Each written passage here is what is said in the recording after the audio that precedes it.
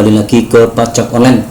Kan pajak, pada kesempatan ini saya berbagi ya, bagaimana cara membuat ya bukti potong untuk PPh pasal 22, pasal 23 dan final lainnya dengan mudah dan cepat ya.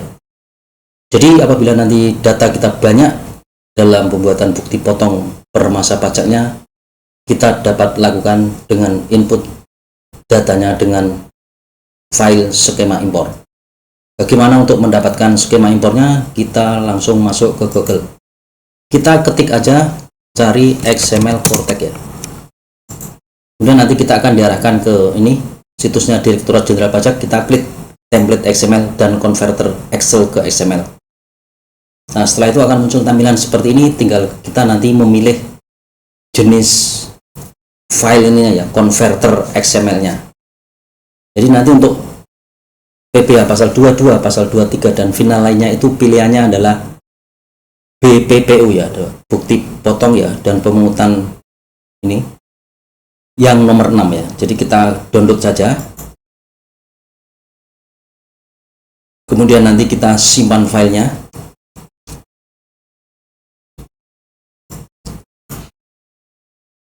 Dan setelah terbuka atau terdownload filenya, kita open.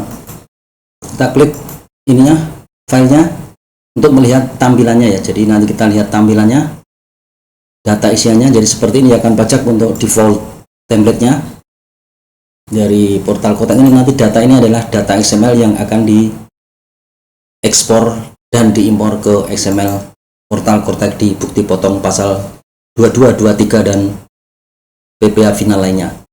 Template-nya defaultnya seperti ini ya. Ini untuk paling atas ini adalah nomor NPWP pemotong, itu diisi nomor NPWP Satker atau perusahaan pemotong pajak. Kemudian ini masa pajak terjadinya transaksi, tahun pajak. Kemudian ini NPWP penerima penghasilan, ini kode TKU ya, atau kode subunitnya jika ada dari NPWP penerima penghasilan. Kemudian fasilitas perpajakan yang diterima jika ada.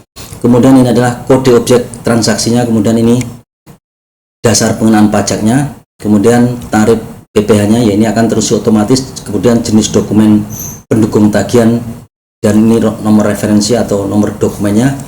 Kemudian tanggal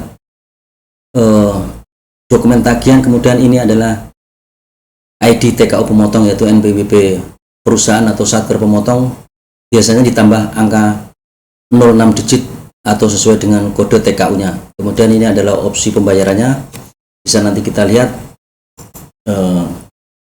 nanti dengan uang persediaan atau dengan direct ya, atau langsung SPM LS. Kemudian ini nomor SP2D-nya jika nanti pembayarannya LS. Kemudian ini adalah tanggal pemotongannya, itu tanggal dibuatnya bukti potong. Kemudian untuk berikutnya ini adalah BPPU. Ini isinya adalah petunjuk pengisian ya. Jadi pengisian per kolomnya nanti sudah ada di penjelasan di bagian ini, keterangan BPPU. Kemudian referensi objek pajaknya juga sudah ditetapkan di sini di sheet berikutnya ya. Jadi nanti tarif-tarif untuk PPh-nya sudah diset dari XML Cortex-nya.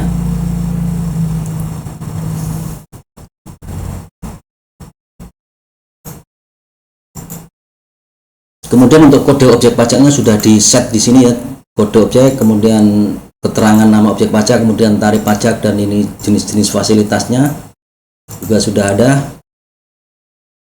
Kemudian kode pembayaran ini juga sudah diset di sini. Kemudian dokumen pendukung tagihan seperti ini sudah ada di sini. Kemudian kita bisa menambahkan tabel seperti ini ya, nanti untuk pengawasan transaksinya per harinya atau per tanggalnya jika kita membuat bukti potongnya. Jadi nanti bisa kita tambahkan sebuah tabel atau data pengawasan transaksi ya. Misalnya saya membuat tabel seperti ini ya, ada nomor urut, nama rekanan, kemudian NPWP atau NIK penerima penghasilan, kemudian alamat, uraian transaksinya, kemudian objek pajaknya. Ini bisa nanti kita lihat di kode objek pajaknya ini, tinggal kita copy kode-kodenya ini. Terus untuk uraian pekerjaan nanti disesuaikan. Kemudian nanti nilai transaksi atau DPP ini adalah nilai sebelum pajak. Nanti kalau misalnya tagihannya ada PPh-nya harus dikeluarkan dulu. Kemudian ini adalah tanggal tagihan atau tanggal pembayaran. Kemudian ini nomor bukti transaksi. Kemudian nanti keterangan lain, misalnya bukti transaksi itu dikasih keterangan misalnya adalah invoice, faktur pajak, dan lainnya. Kemudian nanti setelah kita membuat data transaksi ini, misalnya per bulan ada berapa transaksi, nanti kita bisa copy ke XML-nya ini untuk nanti diekspor ke XML ya. Jadi nanti ini yang diimpor ke skema impor eBupot di portal Kortek DJP ya. Jadi nanti kita login di portal Kortek DJP, kemudian impersonate ke perusahaan atau satker yang kita wakili. Setelah ini kita ekspor dengan cara seperti ini, dokumen ini untuk XML-nya kita ekspor, kemudian kita kasih file seperti ini misalnya ya, BPPU unifikasi, kemudian kita klik ekspor seperti itu.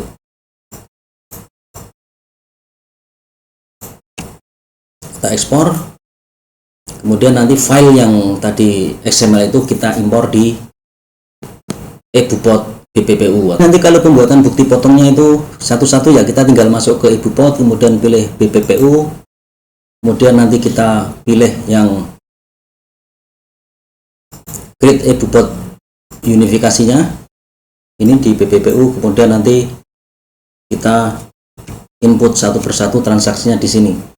Kalau transaksinya banyak, tentu saja akan memakan waktu yang cukup lama. Makanya sebaiknya digunakan dengan skema impor data file XML. Kemudian ini nanti membuat satu-satunya, kita harus terbitkan satu persatu ya. Setelah kita isi datanya dengan benar, kita simpan satu persatu. Kemudian bagaimana jika kita ingin mengimpor ya. Jadi kalau kita mau mengimpor, siapkan dulu tadi file XML-nya yang sudah kita ekspor, file tabel eBupot unifikasinya, kemudian nanti kita langsung masuk di menu ini, menu impor ya. Jadi di sini setelah kita ke eBupot BPPU, kita langsung impor. Ini kita klik impor, kemudian panggil filenya, kemudian setelah itu nanti kita klik filenya, kemudian kita klik open ya, kita klik open. Nah setelah itu nanti apabila datanya valid, maka konsep eBupotnya akan muncul di sini. Namun apabila skema impor Bupot itu gagal, maka dapat kita lihat di menu XML monitoring, kemudian nanti kita klik yang error, misalnya nanti ini gagal ya, valid, maka kita klik tanda matanya. Kemudian nanti kita baca kesalahannya ya, apa yang keterangan apa yang salah, nanti kita bisa perbaiki seperti itu. Untuk memperbaiki file XML bisa kita lihat datanya atau kita cari datanya dengan install Notepad++ versi 8 ya. Jadi seperti itu. Kemudian nanti setelah bukti potong ini dapat diimpor semua, maka untuk menerbitkan tinggal kita klik ini. Kotaknya ini kita centang, maka akan tercentang semua, kemudian kita terbitkan. Jadi seperti itu rekan pajak, bagaimana cara membuat eBupot PPh pasal 22, 23 dan final lainnya, atau yang sering disebut dengan eBupot unifikasi.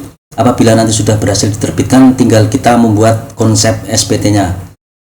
Setelah kita submit, maka akan keluar billing atau nanti pembayaran dapat dilakukan dengan pembayaran deposit apabila ada saldo depositnya mencukupi. SPT PPh unifikasinya kalau sudah dibayar atau sudah dilunasi dengan deposit, maka akan terlapor. Jadi seperti itu rekan pajak, semoga dapat bermanfaat penjelasan saya. Apabila ada salahnya mohon koreksinya. Terima kasih. Assalamualaikum warahmatullahi wabarakatuh.